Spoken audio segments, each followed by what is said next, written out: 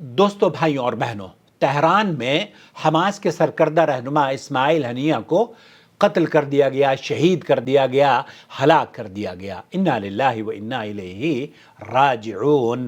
दोस्तों, भाइयों और बहनों, आज सुबह ही से ये बड़ी खबर गश्त कर रही है। CNN, BBC, अल जज़ीरा और दुनिया का हर मीडिया हाउस इस पर तज्ज़िया और तबसरा करता हुआ मुख्तलिफ अंदाज में नज़र आ रहा है। यहाँ आप तक एक खूबसूरत पैगाम जिसे तहरीर किया है फजीलत शेख शेरखान जमील साहब ने UK से, वो इस्माइल हनिया के बारे में लिखते हैं कि इस्माइल हनिया को क्यों हलाक किया गया, जो हमारी आज इस वीडियो का टॉपिक है।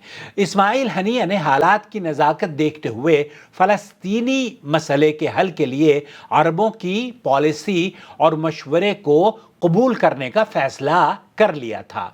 बल्कि 22 जुलाई सन 2024 को बीजिंग में फ़लस्तीन के 12 या 14 ग्रुप्स बिलखुसूस अल फतह के साथ इत्तिहाद के समझौते पर भी दस्तखत कर दिए गए थे।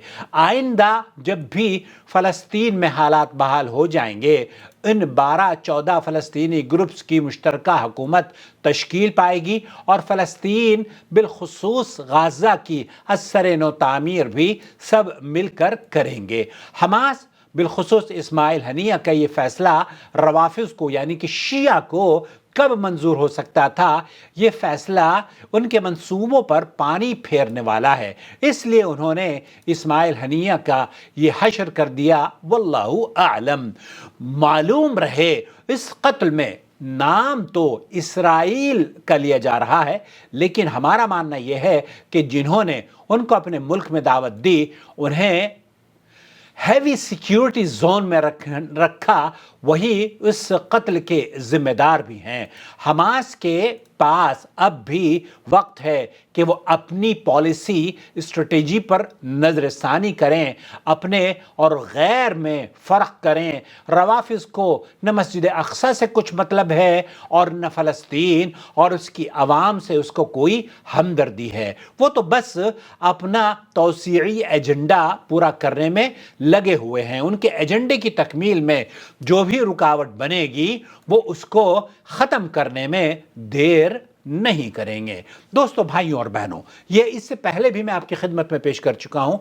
मुख्तलिफ उलमा की वीडियो पर के ज़रिए ये बात शिया हज़रात की तरफ से बावर कराई गई है कि हमारा मस्जिदुल अक़सा से कोई अक़ीदा नहीं है, बल्कि बाज़ उनके उलमा तो कहते हैं वो हमारे लिए कूड़ा करकट से भी बदतर है और हम उस ज़मीन के लिए या उस मस्जिद के लिए अपने बच्चों को शहीद या कत्ल नहीं करवाएंगे। दोस्तों, भाइयों बहनों, सुन्नी हज़रात को ख़ास तौर पर जिन पर जुनून की हद तक ईरान की अक़ीदत और मोहब्बत का जुनून सवार है, उन्हें यहाँ सोचना ये चाहिए कि इसके पीछे क्या हालात हो सकते हैं और इनके हाथ किन के हाथ हो सकते हैं और उनके मकासद क्या थे। बहुत खूबसूरत बात आपने शेयर की है शेरखान जमील साहब। अल्लाह ताला आप के इल्म और अमल में इजाफ़ा फरमाए।